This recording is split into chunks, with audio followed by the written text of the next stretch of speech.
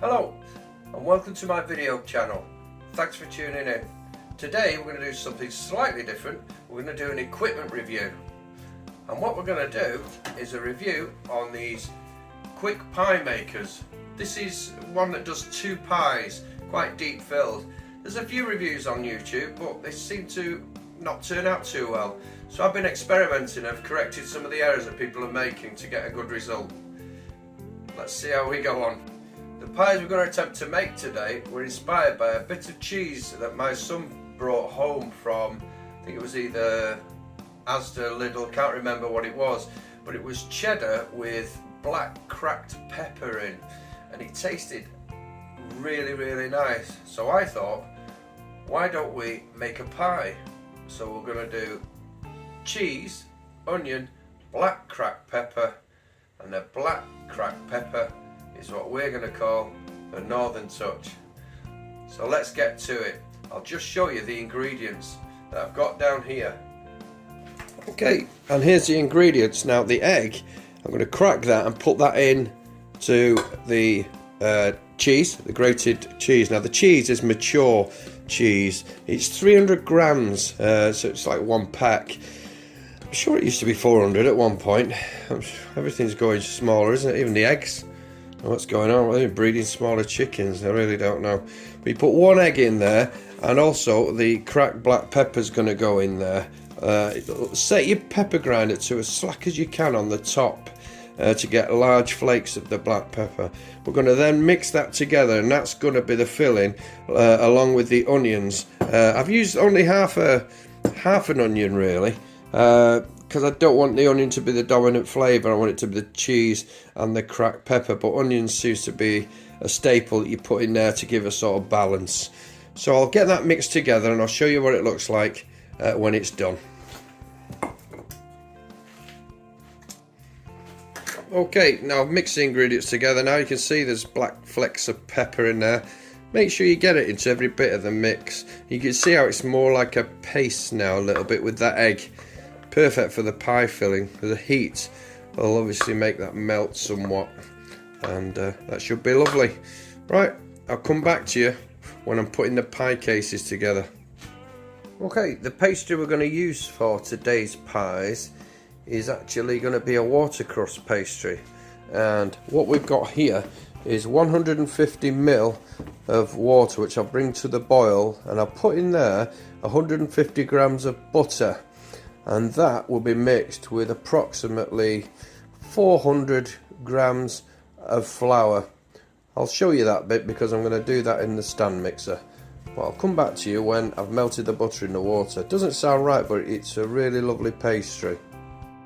Okay, that's the liquid ready, and now I'm going to pour it into the flour with the stand mixer. I'll come back to you when I'm over there. Okay, we're at the stand mixer. I'm just going to pour the liquid. You have to be very careful because this liquid is obviously boiling, so be very careful when you add the liquid in here, which is a bit precarious when you're trying to do things, but that's in. Okay, I just thought I'd show you what it should look like, give or take. It's still quite warm, so be very careful. Sort of, it's a bit like Play-Doh, I suppose.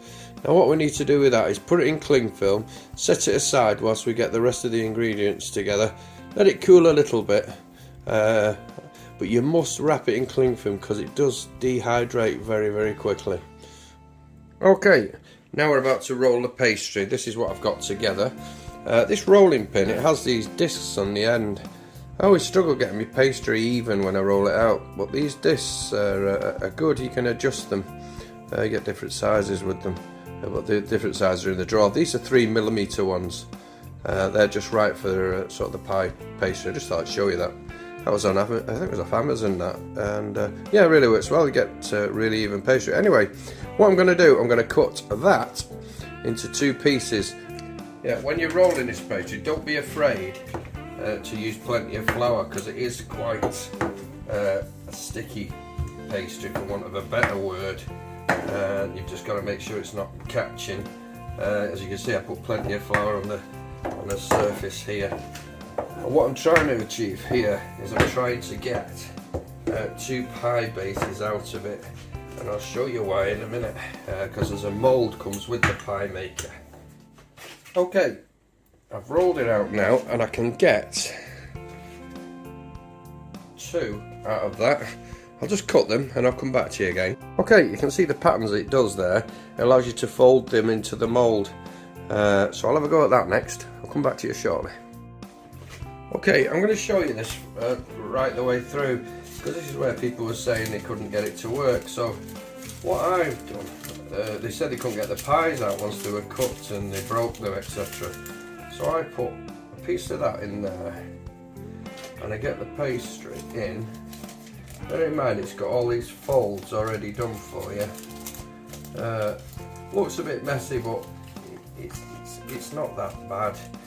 You just keep going, just press it gently into the corners, don't go crazy with it, and then just gently ease it into the corners without too much pressure. You don't want it too thin on the inside, otherwise it's not going to work for you.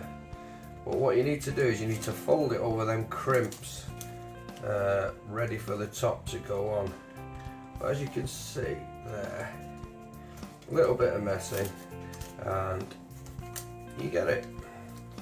The pastry's gone a little bit cold, a little bit too cold, so it's fighting me a little bit, but no problem. Okay, that one's ready for the fill. Now I'll do the other one and I'll come back to you when I'm putting the filling in.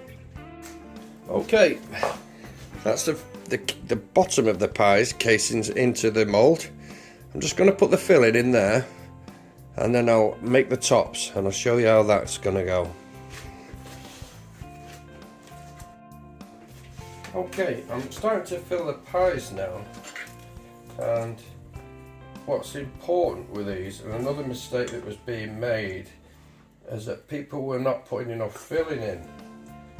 And the way the pie maker works is it needs to have a dome top, so this hot surface is touching the pie. So if you just fill it to the level, it's not going to work, and it just doesn't work. So you can see there, I've actually created a dome which looks a bit over the top, but it will actually make it work real well. So that's a couple of the mistakes that I think were being made, where people say, no, I'm not using this again, and that's why there's so many of them in charity shops. There's loads of them for about £5. Well, this one was £20 from Amazon. But yeah, that's what you're looking for. And then I'm just going to put some egg around the outside, put the tops on. I will clamp it up and then I'll show you them before we turn it on to cook. Okay, that's the tops on now. I'm just going to clamp it up and I'll see if I can release the lid so you can see the pie sort of clamp shape that it produces before we cook them. It might rip the lid back off. If it does, I'll have to start again. Yeah, you can see it's formed the crimp there. It's not very obvious. You're not supposed to take it back off, I don't think. But it gave me a little bit of a trouble. Now I will put a tiny hole there for allow the steam to come out for the cheese when it's cooking. Next time you see these, hopefully they'll be nice and cooked. I will put an egg wash on it before I close the lid, and they cook in about 14 minutes, real quick. Anyway, let's hope it works. I'll see you shortly. Okay, that's plugged in. Now what you get on there is an indicator on red. In some of the instructions, depending on which ones you read, it says preheat the pie maker and then assemble. Only if you've got welding gloves on, because you can't. Because the pastry immediately starts to bubble and falls to pieces and you burn yourself to death. I've found that that's an absolute nonsense. I always build them cool. Now when I put the next one in, I'll wait for that to sufficiently cool, because you're fighting the pastry just softens and turns to nothing, and you run the risk of burning your hands. I don't know why they say preheat it, because it's impossible. That will not work. So I suggest you don't do that and build it cold like I've just done. While that's cooking, I thought I'd show you this. It's the mould bit that you get with it if you buy a new one. Now inevitably there's a lot of these in charity shops, as you know, but there's never that bit And that saves a right load of time messing about trying to find a dish that, you know, like you cut round a dish, don't you, or something to get it right, and it's got the little slip bits there which allows it to go in. But yeah, just thought I'd show you that, just so you know what it is, because I must admit, when I first did, I thought, I don't even know what that is. Anyway, just thought I'd show it you. Now, just thought I'd show you 7 minutes into it. As you can see, they're beginning to look like pies now. Okay, that's what they look like after about 12 or 13 minutes.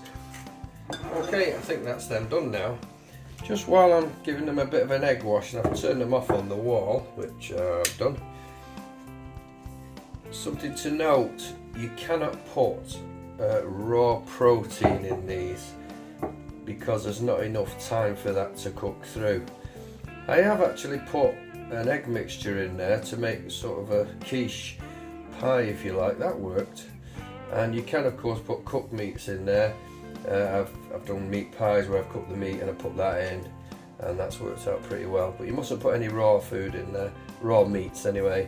You can do fruit pies as well, obviously, but yeah, that's them complete.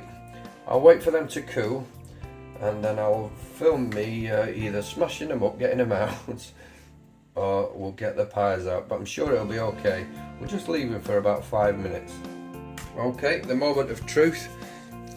It's been about 5 minutes, 10 minutes. I'm going to see if I can lift them out, and I'm doing it live, so if it goes wrong, you see it as well. Here we go.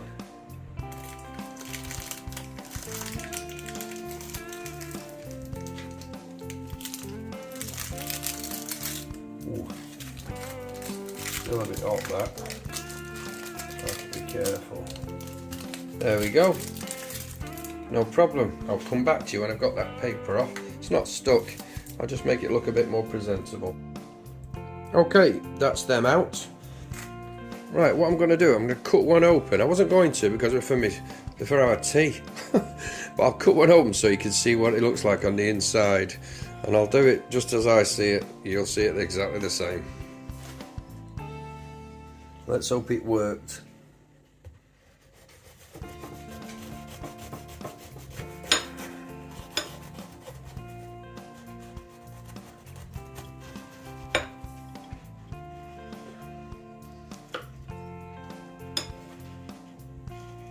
Okay, you'll see it as I see it.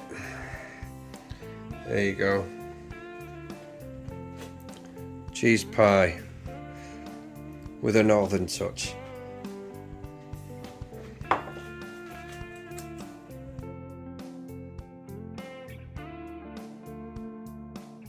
Hello, thanks for watching the video right to the end. I hope you enjoyed the recipe and you give it a try. If you liked it and you enjoyed the video, please give us a thumbs up. That really helps, and if you wouldn't mind, give us a subscribe. That would be even better. We'll see you on the next one, and thanks again for watching right to the end. See you soon.